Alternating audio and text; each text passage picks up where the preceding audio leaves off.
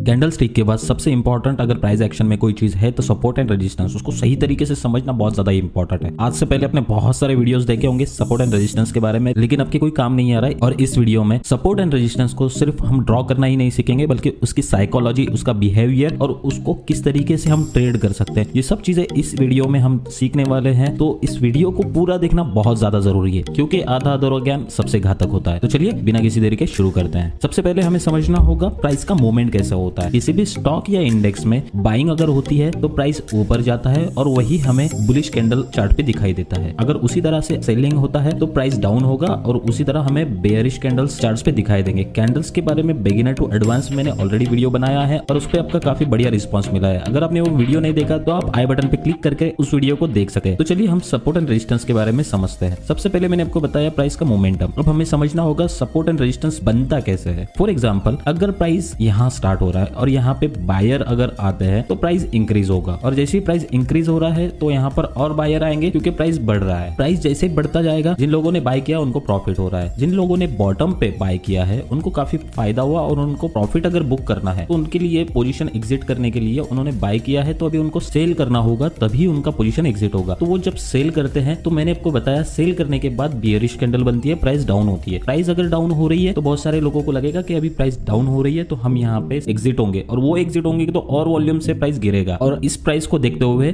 Short seller भी यहाँ activate होंगे और प्राइस और गिरता जाएगा, और प्राइस तब तक डाउन आता रहेगा जब तक इसमें प्रॉफिट बुक नहीं होता। जैसे ही प्रॉफिट इसमें बुक हुआ सेलर का, तो शॉर्ट सेलर का अगर प्रॉफिट बुक करना है तो उसको बाय करना होगा, और जैसे ही बाय करेगा तो फिर से वहां पर प्राइस इंक्रीज होगी, और उसी तरह फिर से जिन लोगों ने पहले बाय किया था बॉटम पे उनको सेम लेवल पे प्राइस मिल रहा है तो वो फिर से बाय करेंगे और प्राइस इंक्रीज होता जाएगा, और वो प्राइस वहां तक जाएगा जहां से वो रिवर्स हुआ है, क्योंकि उस लेवल तक प्राइस ऑलरेडी गया था। तो वहां बायर अपना टारगेट रखेंगे और वहां से एग्जिट करने के बाद फिर से प्राइस डाउन होगी। तो इसी तरह से एक लेवल बनाकर मार्केट जोन में रहेगा, जब तक प्राइस इसी जोन में रहेगा, और इस लेवल को जहां से प्राइस रिवर्स हो रही है उसे रेजिस्टेंस कहते हैं हम, और जहां से प्राइस इंक्रीज हो रही है उसे सपोर्ट कहते हैं। और ये प्राइस इसी तरह से चलता रहेगा जब तक सपोर्ट या रेजिस्टेंस को ये प्राइस ब्रेक ना कर दे। अगर वो सपोर्ट ब्रेक करेगा तो वो उसी स्पीड से नीचे आएगा और वो नेक्स्ट सपोर्ट बनाने की कोशिश करेगा, और जिस सपोर्ट को उसने पहले ब्रेक किया है वही उसका अब रेजिस्टेंस बन जाएगा। ऊपर जाने के लिए उसको वहां से फिर से सेलिंग मिलेगी, क्योंकि ऑलरेडी ये ब्रेक कर चुका है। और सेम थिंग, अगर रेजिस्टेंस ब्रेक होता है वो नेक्स्ट रेजिस्टेंस लेवल तक प्राइस ऊपर जाता रहेगा, और जैसे इसमें बायर अपना प्रॉफिट बुक करेंगे तो प्राइस वहां से डिक्रीज होना शुरू होगा और वो उस रेजिस्टेंस तक आएगा जिस रेजिस्टेंस को उसने पहले ब्रेक किया था। लेकिन अब वो उसका रेजिस्टेंस नहीं, उसका सपोर्ट बन चुका है, क्योंकि वहां पर उसने ऑलरेडी उस लेवल को ब्रेक करके ऊपर जा चुका है। तो अब इसके ऊपर रहने के चांसेस बहुत ज्यादा हो गए, क्योंकि बायर वहां पर बाइंग ही करेंगे। तो जैसे कि मैंने आपको बताया, अगर सपोर्ट ब्रेक करता है तो वो प्राइस का रेजिस्टेंस बन जाएगा, और अगर रेजिस्टेंस ब्रेक करता है तो वो उस प्राइस का सपोर्ट बन जाएगा। तो इसी तरह से मार्केट के अंदर momentum consistently support and resistance का चलता रहता है। लेकिन मैं आपको ये बताना चाहता हूं कि सपोर्ट एंड रेजिस्टेंस सिर्फ एक ही रेंज का नहीं होता है। आपको support and resistance up trend और डाउन ट्रेंड दोनों में देखेगा, जिसे हम ट्रेंड लाइन के सपोर्ट एंड रेजिस्टेंस भी कहते हैं। अब सपोर्ट एंड रेजिस्टेंस को सप्लाई एंड डिमांड जोन भी बोला जाता है, क्योंकि सपोर्ट एंड रेजिस्टेंस को एक हॉरिजॉन्टल लाइन ड्रॉ करके हम परफेक्ट उसे नहीं कहते, क्योंकि एक हॉरिजॉन्टल लाइन से हम सपोर्ट या रेजिस्टेंस नहीं बना सकते हैं, क्योंकि प्राइस सेम पॉइंट से कभी रिवर्स नहीं होगा। ये एक पर्टिकुलर जोन होता है जहां पर बायर एंड सेलर एक्टिवेट होते हैं। सपोर्ट पर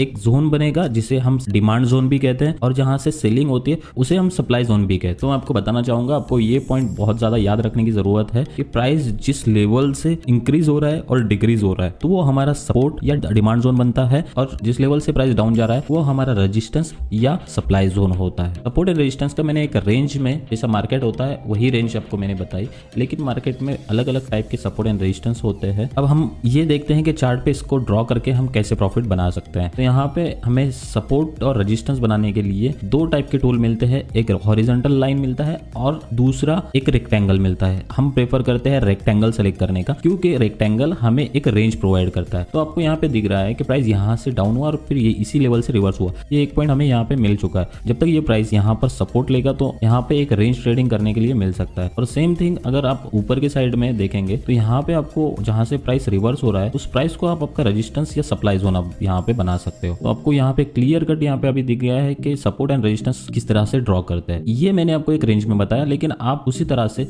एक ट्रेंड लाइन का सपोर्ट रेजिस्टेंस भी बना सकते हो। जैसे कि ये अभी मार्केट यहाँ से डाउन हुआ है, इस तरीके से यहाँ ट्रेंड लाइन ड्रॉ करके एक रेजिस्टेंस या फिर एक सपोर्ट लाइन यहाँ पे क्रिएट कर सकते हैं। आपको दिखेगा जहां पर भी मैंने ये ड्रॉ किया है आपको प्राइस वहां से इंक्रीज और डिक्रीज होता हुआ दिखेगा। सपोर्ट एंड रेजिस्टेंस बनाते हैं और उस तरीके से आप समझकर ट्रेड करते हैं तो ऑब्वियसली आपको काफी सारा प्रॉफिट आप बना सकते हो। ट्रेड कैसे करना है, तो आपको इसमें दो टाइप के ट्रेड आप कर सकते हैं। एक इसमें रिवर्सल ट्रेडिंग कर सकते हो आप, और एक ब्रेकआउट ट्रेडिंग होती है। फॉर एग्जांपल अगर मैं रिवर्सल ट्रेडिंग की अगर बात करूं तो यहाँ पे रिवर्सल ट्रेडिंग आप कर सकते हो। जैसी प्राइस सपोर्ट पे आता है और उसके बाद अगर हमें कोई बुलिश कैंडल मिलती है तो हम यहाँ पर एक बाइंग साइड का ट्रेड ले सकते हैं, और जैसे ही हमें रेजिस्टेंस पे अगर एक बियरिश कैंडल मिलती है और बियरिश मोमेंटम देखने के लिए मिलता है तो हम यहाँ पर सेलिंग का ट्रेड ले सकते हैं। लेकिन मैं आपको एक चीज बता दूं जो सबसे इंपॉर्टेंट है, अगर आप कैश मार्केट या फ्यूचर या ऑप्शन सेलिंग में अगर ट्रेड करेंगे तो इसमें आपको काफी अच्छी एक्यूरेसी मिलेगी। बट अगर आप ऑप्शन बाइंग करते हो आपको रिवर्सल ट्रेडिंग को अवॉइड करना चाहिए, क्योंकि यहाँ पर आपका प्रीमियम डीके होगा, प्रीमियम घटता रहेगा, प्राइस ना ऊपर जाएगा ना नीचे आएगा। तो इसीलिए ये स्ट्रेटजी ऑप्शन सेलर या कैश मार्केट में जो स्टॉक में खरीदते और बेचते हैं या फ्यूचर में ट्रेड करते हैं उनके लिए। और अगर आप ऑप्शन बायर के लिए करना चाहते हैं तो इसके लिए ब्रेकआउट स्ट्रेटजी होती है। अगर आपको ब्रेकआउट और ब्रेकडाउन स्ट्रेटजी सीखना है तो इसके लिए कमेंट में मुझे बताइए, मैं इसके लिए स्पेशल वीडियो आपके लिए बना लूंगा। अगर वीडियो पसंद आया है तो लाइक जरूर कर देना और चैनल को सब्सक्राइब करके अपने दोस्तों के साथ शेयर जरूर करना। मिलते हैं नेक्स्ट वीडियो में।